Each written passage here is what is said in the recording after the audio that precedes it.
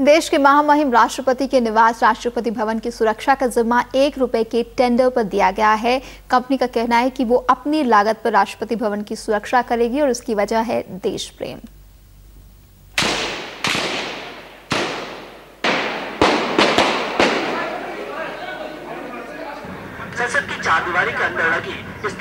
संसद की चाक चौबंद सुरक्षा व्यवस्था पर करीब 5 साल पुरानी इस रिपोर्ट को अभय झा ने अपने लैपटॉप में संभाल कर रखा है। संसद पर हमले के बाद इसकी बाहरी सुरक्षा के इंतजाम एल्कोस्टा कंपनी ने किए। इस कंपनी के सीईओ अभय झा अब एक और बड़ी जिम्मेदारी में जुटने वाले हैं। राष्ट्रपति भवन की बाहरी सुरक्षा व्यवस्था को पुख्ता करने की जिम्मेदारी, और इसके लिए कंपनी ने सिर्फ ₹1 का टेंडर भरा है। मैंने अपनी लगभग पूरी शिक्षा स्कॉलरशिप से पाई है और मैं नेत्रहाट विद्यालय में पढ़ा हूँ। आपको शायद आता हो, वो एक गवर्नमेंट ओरिएंटेड स्कूल है और फुल स्कॉलरशिप उसमें दी जाती है बच्चों को। मैं भी उन बच्चों में से एक था। तो मैं यह फील करता हूँ कि मेरे पे बैक करने का समय आ गया है और मैंने ये किया है। एल्कोस्टा के अलावा दौर में शामिल 2 और कंपनियों ने करोड़ों रुपए के टेंडर भरे थे। एक अनुमान के कैसे देखना है और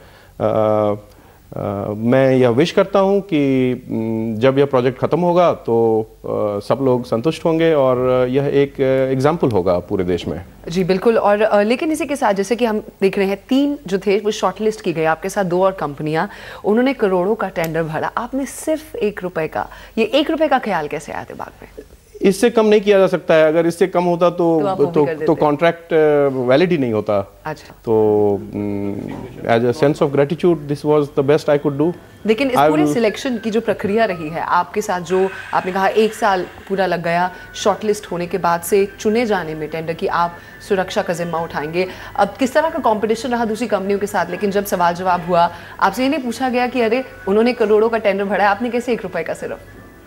उनको भी मैंने यही कहा, जो सच्चाई है। This comes from the essence of my heart. I want to pay back what I have got. This is only a drop in the ocean. More needs to be done.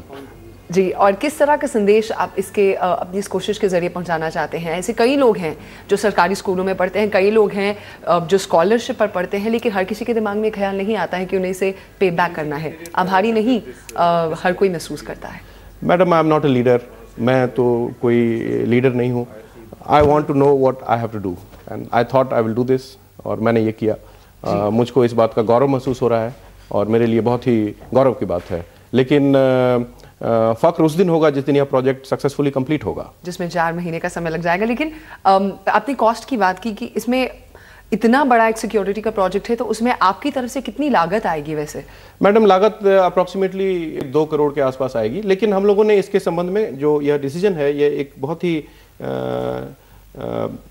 सही ढंग से लिया गया डिसीजन है और हमने financing की व्यवस्था कर ली है ऑलरेडी बैंक से। जो मेरे इंटरनेशनल पार्टनर्स हैं उनसे भी मैंने डिस्कस कर लिया है कि हम इस तरह से काम करने वाले हैं और वो भी हमारे साथ काम करने के लिए तैयार हैं। तो यह एक सोची समझा प्रोसेस है और इसके सारे लिंक जुड़े हुए हैं।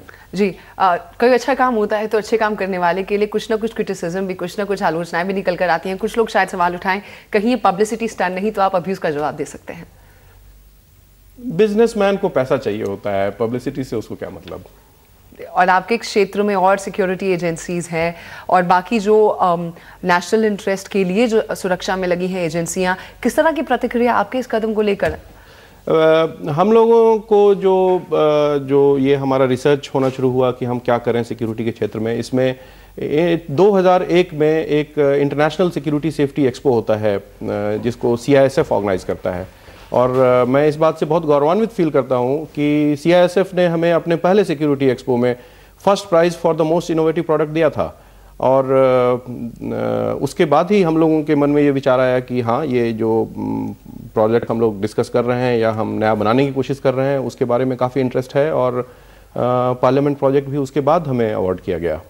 जी, बहुत बहुत शुक्रिया अभय झा जी सुबह सवेरे ये हिंट में शामिल होने के लिए और अपने विचार हमारे दर्शकों के साथ बांटने के लिए। और शायद इसीलिए कुछ ऐसे ही शख्सियतों को लेकर NDTV इंडिया ऐसी कोशिशों को लेकर हम कहते हैं कोशिश तो करो, बदलेगा इंडिया। बहुत बहुत शुक्रिया आपका अभय जी हमारे साथ स्टूडियो में।